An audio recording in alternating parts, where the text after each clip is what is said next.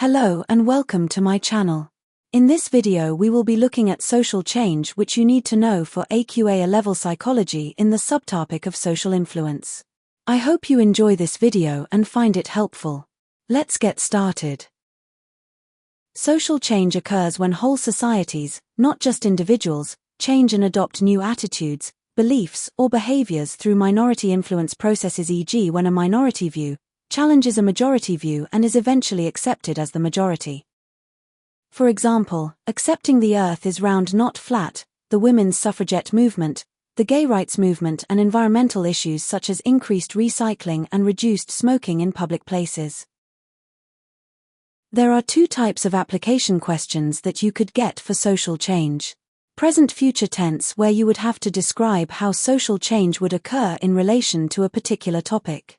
And past tense, where you would have to describe how social change has already occurred in relation to a particular topic. We are going to go through templates for both. To start answering a scenario-based social change question, you would first need to define and describe social change, for both present future tense and past tense. For present future tense, you would also need to state who the minority is and who the majority is.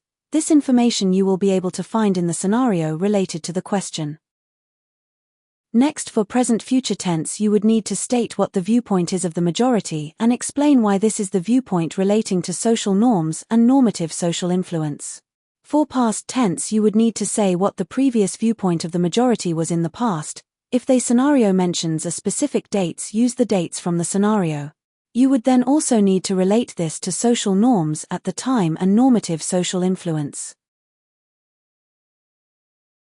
Next, for present future tense, you would need to state the processes that the minority will need to take to change the majority's viewpoint. These processes are consistency, commitment, and flexibility.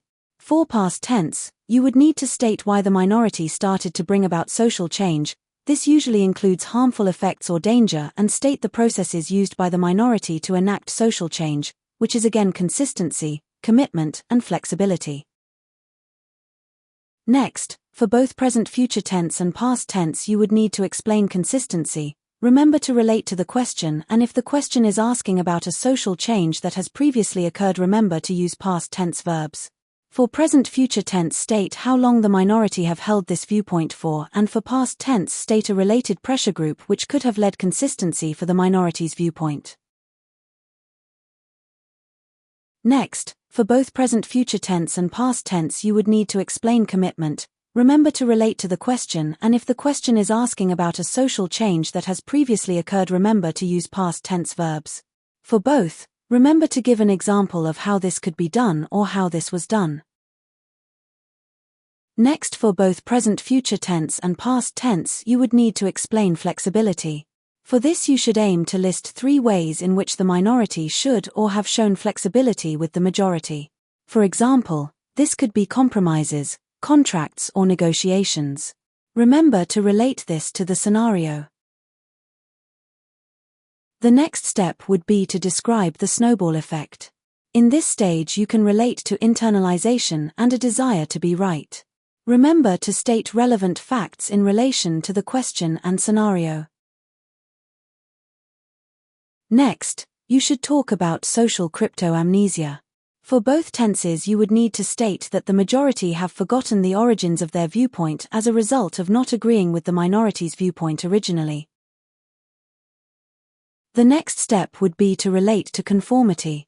This is not always required, as some social change questions only want you to relate social change to minority influence. However, some will require the full process, so you do need to know how to apply this just in case.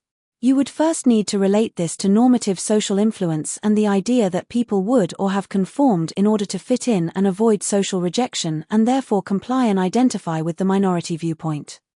You would also then need to relate this to informational social influence, where after the viewpoint has become acceptable for a prolonged period of time, people start to internalize the viewpoint as they believe it is right.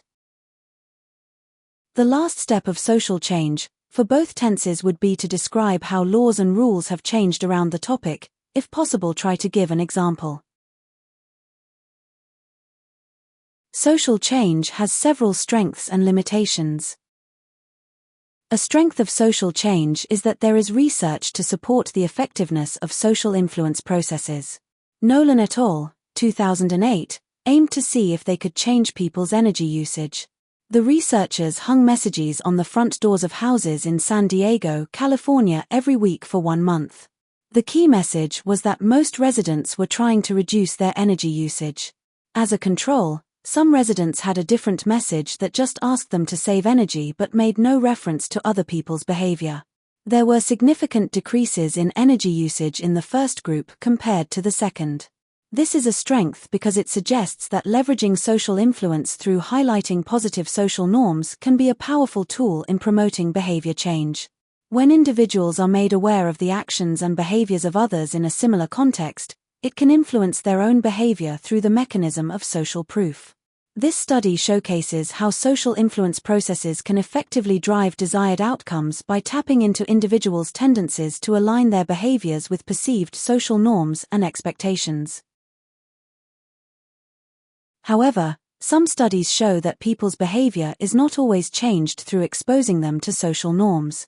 David Foxcroft et al., 2015, reviewed social norm interventions as part of the Gold Standard Cochrane collaboration. This review included 70 studies where the social norms approach was used to reduce student alcohol use. The researchers found only a small reduction in drinking quantity and no effect on drinking frequency. This is a limitation because it suggests that the effectiveness of social norm interventions in altering behavior, especially concerning student alcohol use, may not always produce substantial changes in drinking habits. The findings from the review by David Foxcroft et al., 2015, indicate that while social norms can influence behavior in some contexts, their impact on reducing alcohol consumption among students may be limited, highlighting the need for a deeper understanding of the complexities involved in behavior change strategies. A strength of social change is that there is research to support the role of conformity in social change. Ask highlighted the importance of dissent in one of his variations, in which one Confederate gave correct answers throughout the procedure. This broke the power of the majority, encouraging others to dissent. This is a strength because it suggests that dissent can act as a powerful force in breaking the group's conformity, thereby opening up avenues for challenging established norms and fostering social change. Asker's research illuminates how the presence of dissenting voices can disrupt group conformity, offering a pathway for individuals to resist prevailing social pressures and potentially instigate shifts in societal attitudes and behaviors.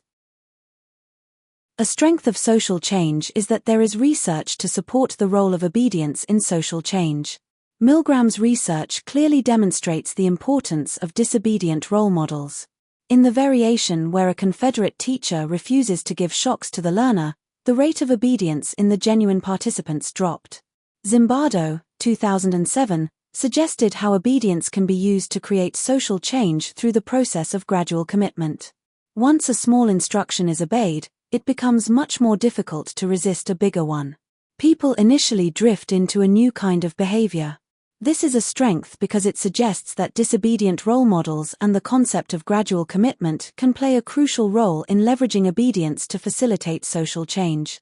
By highlighting the impact of dissent and the incremental nature of obedience, Milgram's and Zimbardo's research underscore how individuals' behaviors can be influenced and gradually shifted towards new norms, ultimately contributing to broader societal transformations.